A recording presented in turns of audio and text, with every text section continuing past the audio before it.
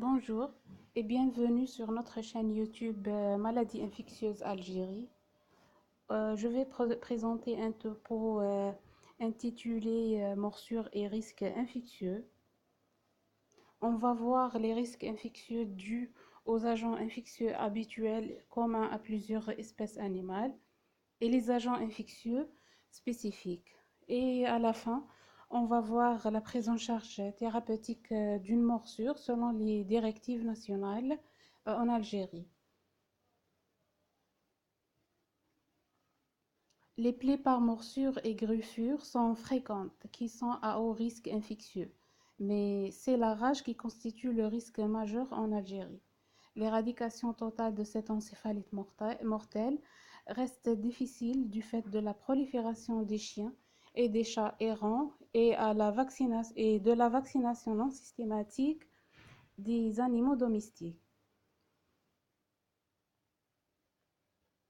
Les agents infectieux habituels, communs à plusieurs espèces animales, on a la rage, le tétanos et les surinfections bactériennes. L'incubation de la rage est silencieuse, elle dure entre 1 à 6 mois. En moyenne, c'est 45 jours. Elle peut être plus courte, 7 jours, ou à l'inverse, prolongée jusqu'aux 6 ans. La plus longue période d'incubation rapportée a été à 8 ans. Après la période d'incubation, on va voir une période prodromique de 2 à 10 jours, débute brutalement par des douleurs et des paresthésies au niveau de la région mordue. La phase d'état de la rage va réaliser un tableau d'encéphalomyélite progressive aiguë avec deux formes cliniques principales. On a la forme spastique dite rage furieuse dans 70% des cas. Le malade est hyperactif et excité. Et la forme paralytique dite rage muette ou tranquille. On les voit dans 30% des cas. Les muscles sont progressivement paralysés à partir de l'endroit de la morsure. On peut les confondre avec un Guillain-Barré, surtout si la morsure est située au niveau des membres inférieurs. Les deux signes pathognomoniques de la rage, c'est l'hydrophobie et l'aérophobie. L'hydrophobie déclenchée par toute tentative de boire. Ces deux signes peuvent cependant manquer dans la rage paralytique, qui se présente sous une forme inhabituelle, pouvant faire errer le diagnostic. Le retard de diagnostic va conduire à des thérapeutiques inappropriées et va majorer le risque d'exposition de l'entourage familial et des soignants. L'évolution de la rage est fatale. On dit qu'une fois la maladie est déclarée, la mort est certaine, survenant par un arrêt cardio-respiratoire dans la rage furieuse ou par un coma dans la rage paralytique. La durée moyenne de survie est entre 1,5 à 9 jours. Cependant, il y a des cas qui ont côté, on a bien documenté 15 cas de survie de rage, mais qui ont engendré des séquelles neurologiques graves.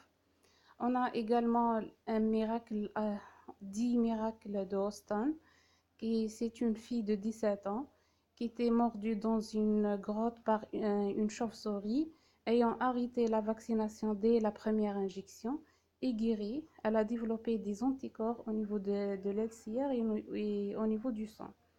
Un autre cas également, c'est des anticorps qui ont été découverts dans le sang d'un Péruvien en Amazonie, où les infections mortelles par chauve-souris sont fréquentes.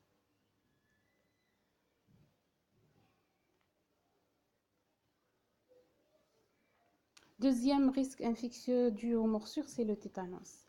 Les plaies par morsure sont considérées comme profondes et souillées, nécessitant une prophylaxie antitétanique. Le troisième risque, c'est les surinfections bactériennes. C'est une complication fréquente. Elles surviennent en moyenne 24 heures après la morsure de chien et 12 heures après la morsure de chat. En général, ce sont des surinfections polymicrobiennes. Elle peut donner des infections locales type d'abcès sous-cutané, tendinite, arthrite septique, voire ostéomyélite. Ces infections locales sont à l'apanage des chats plus que les chiens. Rarement, on peut trouver des infections systémiques type sepsis, endocardite, méningite et abcès cérébral. Les bactéries les plus incriminées, on a les Pasteurella. On les trouve dans 50% des surinfections suite aux morsures de chiens et 75% suite aux morsures de chats. Classiquement, Pasteurella se manifeste, c'est la main qui gonfle après la morsure. Les autres bactéries, on a le Streptococcus, le staph, et on a une bactérie particulière qui est le Capnocytophaga canimorus. Cette bactérie fait partie de la flore orale du chien. Elle peut donner une infection fulminante type Purpura fulminans, qu'on peut confondre avec la méningococcinie. Elle survient en général sur un terrain d'immunodépression type asplénie, hépatopathie et traitement corticoïde.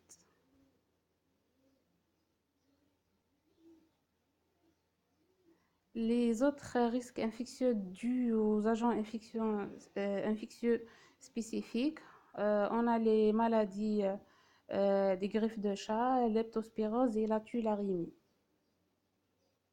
La maladie de griffe de chat est due à une bactérie appelée Bartonella hensley, d'où le nom bartonellose. Elle est due aux morsures de chat.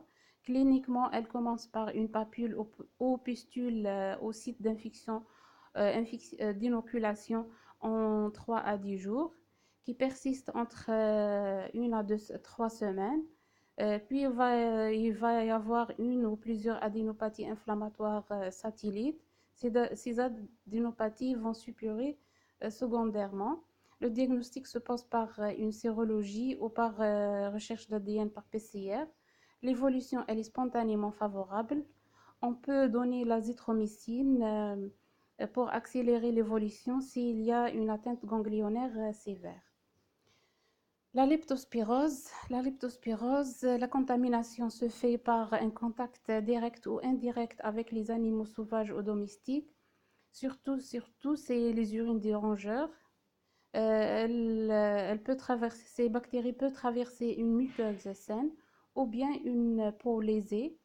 Plusieurs phases de la maladie, on dit 5 phases, 5 jours, 5 phases. Elle commence par la fièvre, des arthralgies, insuffisance rénale, ictère, et on peut avoir une insuffisance hépatique sévère avec un TP très, très bas qui peut conduire à un syndrome hémorragique. Classiquement, elle se présente sous une insuffisance rénale aiguë avec une insuffisance hépatique, le classique syndrome de Weil. La sérologie se positive à partir du 6e, 12e jour. On peut, il y a également un score épidémioclinique qui peut aider au diagnostic.